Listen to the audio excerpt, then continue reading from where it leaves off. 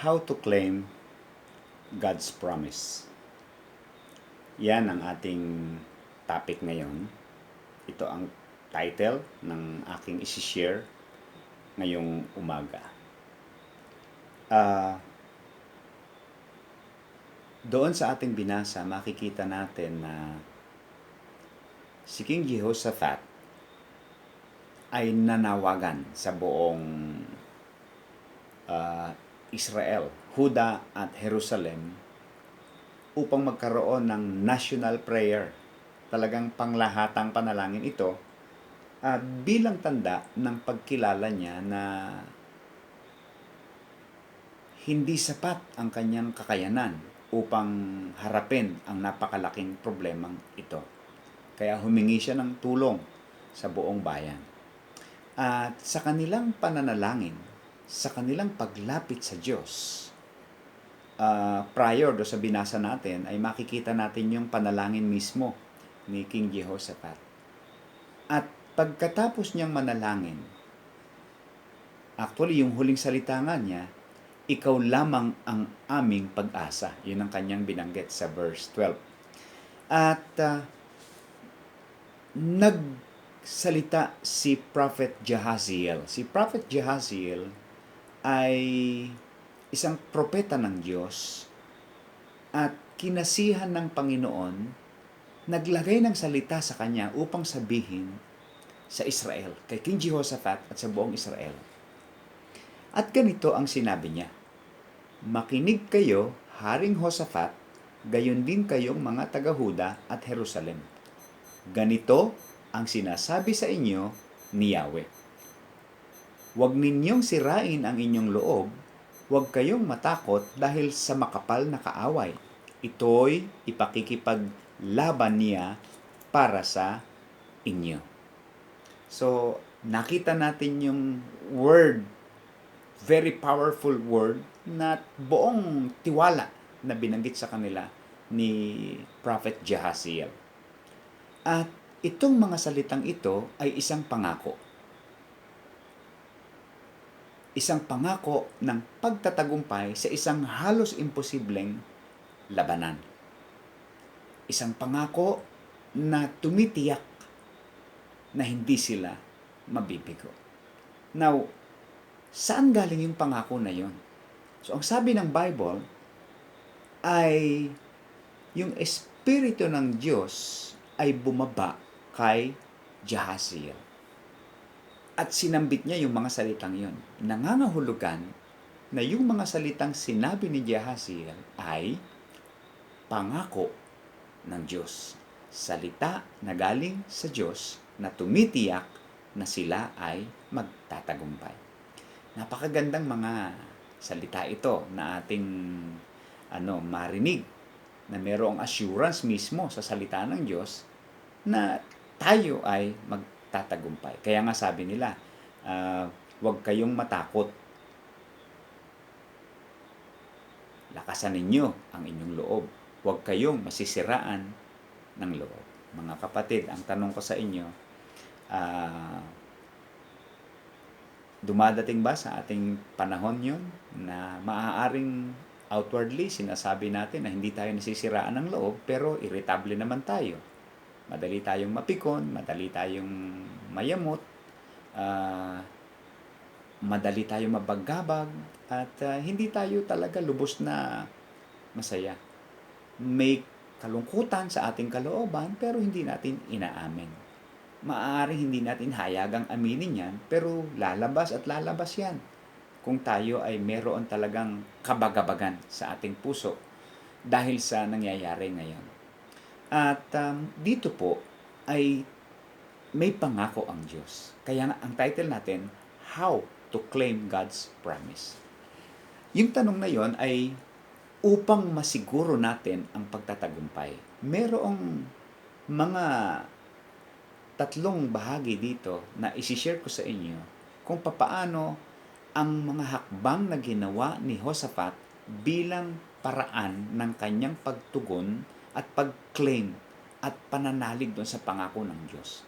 Mga kakaibang hakbang na hindi mo akalain na yun ang magiging tugon niya sa harap nung problemang kanyang kinakaharap. Kasi po, ang tamang paraan upang magapi ang kaaway ay pakikipaglaban, pakikipagdigma, lakas laban sa lakas, galing laban sa galing, husay laban sa husay, dami laban sa dami. Upang magapi, ibig sabihin, sa ganang kanila, may mga sundalo sila, meron silang mga sandata, ay yun ang kanilang gagamitin. Kasi yun ang natural na paraan upang harapin ang suliraning ito at sila ay magtagumpay. Subalit hindi gayon ang ginawa ni Josaphat. Bakit? Sapagkat narinig na niya yung pangako ng Diyos. Sabi niya, mayroong makikipaglaban sa inyo. Kaya yung kanyang pamamaraan ng pagtugon, hindi pakikipaglaban. Ano? Unang paraan ng pagtanggap ng salita ng Diyos o ng pangako ng Diyos. They worship God. Sabi ng verse 18, ganito tumugon si Jehoshaphat. Yumuko si Jehoshaphat at ang buong Huda at ang mga mamamayan sa Jerusalem ay nagpatira pa at sumamba kay Yahweh. Nakita po ninyo yung pangako ng Panginoon para magtagumpay sila. Yung ginawa nila, hindi nakipaglaban. Kasi sabi nga ng propeta, huwag kayo makipaglaban. Bakit ka makikipaglaban?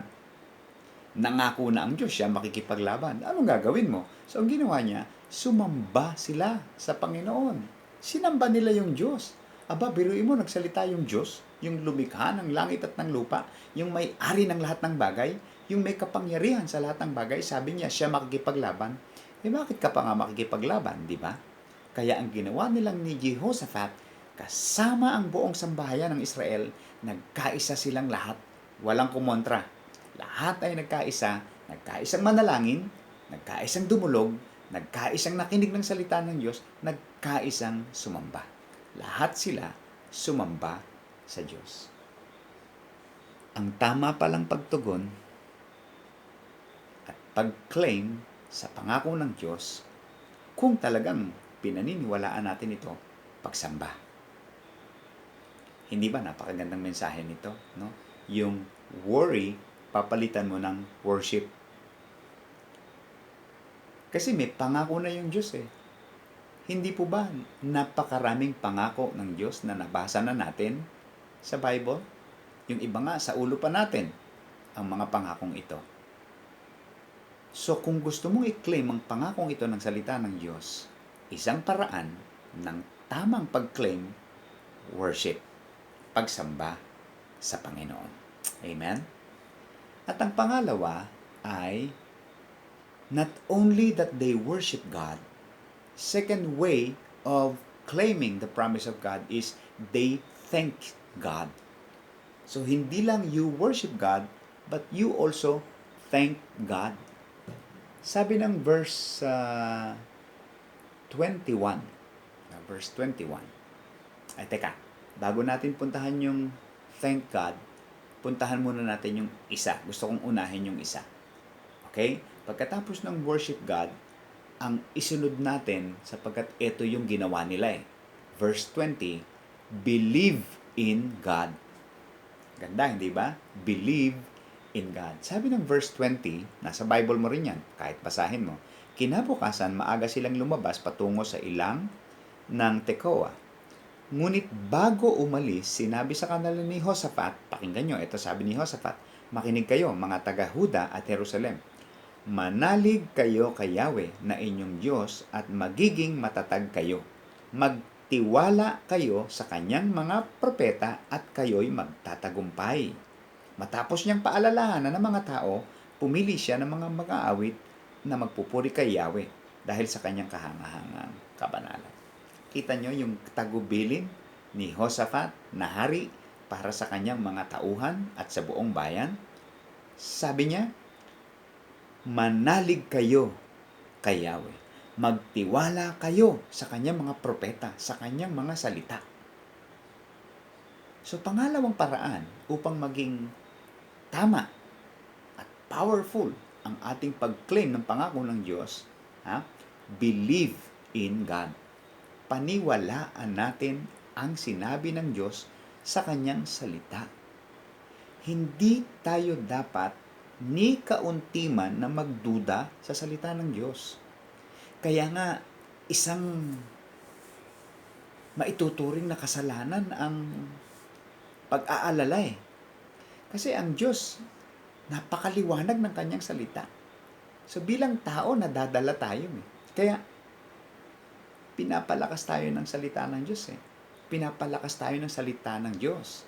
Kaya sabi, huwag kayong mag-alala. Bakit sila sinasabi huwag mag-alala? Kasi nga, tila ba nababahala na sila? Tila ba natatakot na sila? Totoo yan. Totoong tayo ay tinatablan ng mga bagay na ito. Pero hindi yun ang wakas. Hindi yun ang end. Kapag dumating tayo sa puntong ito pangako ng Diyos. Sabi niya, hindi ikaw makikipaglaban. Anong gagawin mo? Sambahin mo siya. Pangalawa, paniwalaan mo ang kanyang pangako. Paniwalaan mo ang kanyang salita. Yun ang ginawa ni King Jehoshaphat at ng buong mamamayan. Ang ganda, hindi ba? At yung pangatlo. Okay, punta na tayo dun sa pangatlo. So, worship God, believe in God, and number 3, thank God. Pasalamatan mo ang Diyos. At gayon ang ginawa nila. Pagkatapos nila magpasalamat, mamaya babasahin natin kung ano nangyari. Sabi ng verse 21, matapos niyang paalalahanan ang mga tao, pumili siya ng mga mang-aawit na magpupuri kay Yahweh dahil sa kanyang kahangahangang kabanalan. Ang mga ito'y inilagay niya sa unahan ng hukbo at habang daay umaawit. Magpasalamat kayo kay Yahweh sapagkat ang kanyang pag-ibig ay walang hanggan. Ulit-ulit na inaawit nila yon. Paulit-ulit. Give thanks to the Lord for His love endures forever. Give thanks to the Lord for His love endures forever. Give thanks to the Lord for His love endures forever. Paulit-ulit nilang inaawit yon. Ano naging resulta? Noong marinig ng mga kaaway nila ang kanilang awitan. Nung maramdaman ng Diyos ang pagpapasalamat ng kanyang bayan. Alam niyo, gustong-gusto ng Diyos talaga na marinig ang ating pagpapasalamat eh. Kasi gusto niyang yung kanyang lumalang na kanyang minamahal ay makakilala at makaunawa ng kanyang kabaitan, ng kanyang kabutihan, ng kanyang pag-ibig. At nung maramdaman ito ng Diyos, yung taos pusong pagpapasalamat, sabi dito sa verse 22, nang ang kanilang awitan ay marinig ng mga kaaway, ginulo sila ni Yahweh. Nakita nyo? Ito yung resulta. Kapag pinuri mo ang Diyos, kapag pinaniwalaan mo ang Diyos, kapag nagpasalamat ka sa Diyos, ano resulta? Sila ang nagkagulo at nalupig. Okay? Sila ang naglipulan, sila nag-espadahan, sila nagsibatan, sila nagpatayan, hanggang sa walang natira kahit isa. Tingnan niyo naging resulta.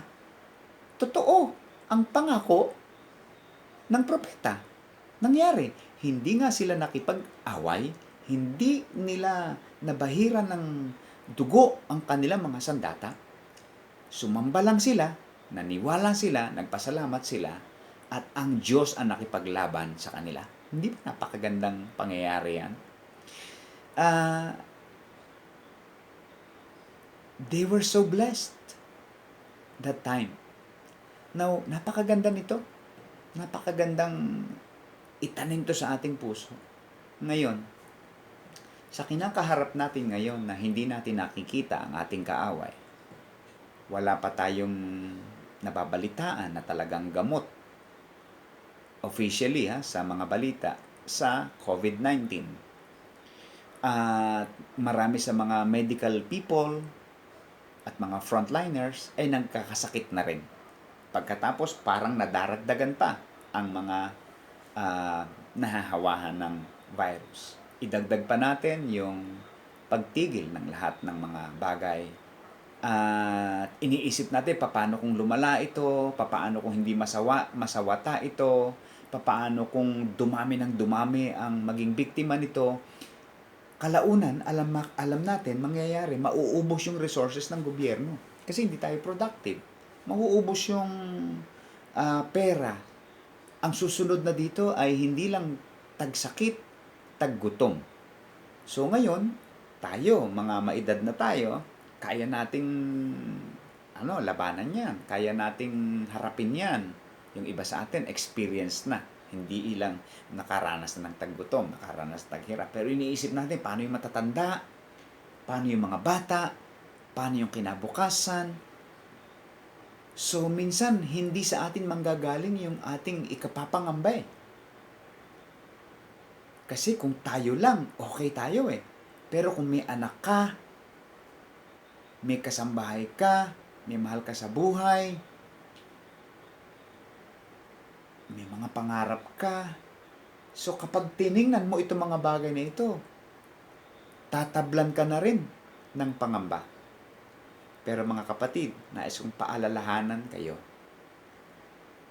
ang pangako ng Diyos ay hindi lamang salita. Ito ay kanyang isinasakatuparan. Ngunit, hindi lahat ay nakikinabang dito. Ang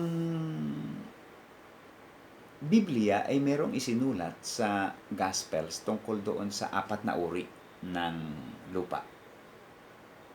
Yung binhi, salita ng Diyos, simbolo ng salita ng Diyos. Yung lupa ay simbolo ng mga uri ng tao na tumanggap ng salita ng Diyos. Bilhin nyo sa 4 na uri ng lupa, isa lang ang tumanggap. At marami ang hindi. Yung isa, sa kalsada, tinuka ng ibon. Yung isa naman, sa batuhan. Nung sumikat ang araw, namatay. Yung isa, nabuhay nga sa dawagan naman. Isang lupa lang ang kung saan tumubo, namunga, at ang daming naging bunga. Yun yung matabang lupa. Mga kapatid, maging matabang lupa tayo sa pamamagitan ng 3 bagay na ito. Kapag may pangako ang Diyos, tandaan natin, mayroong 3 tugon na hindi natin pwedeng paghiwalayan. Dapat magkakasama ang tugon na ito. Dapat ang unang response natin, may pagsamba. Pangalawa, may pananalig. Panghawakan natin yung sinabi ng salita ng Diyos. Pangatlo, umpisahan mo ng magpasalamat. Kapag ganyan ang ginawa mo, walang mahirap na sitwasyon na darating sa iyong buhay na magagapi ka. Kahit ano pa ang dumating sa buhay mo, tiyak na magtatagumpay ka. Ganyan dapat ang pagtanggap sa salita ng Diyos. Ganyan dapat ang pagtanggap sa pangako ng Diyos. Ngayong araw na ito, may pangako ang Panginoon sa atin. Ano sasabihin mo? Be it unto me according to your word, O Lord. I worship you and I thank you. Amen. Magandang araw sa inyong lahat. Pagpalain tayo ng Panginoon.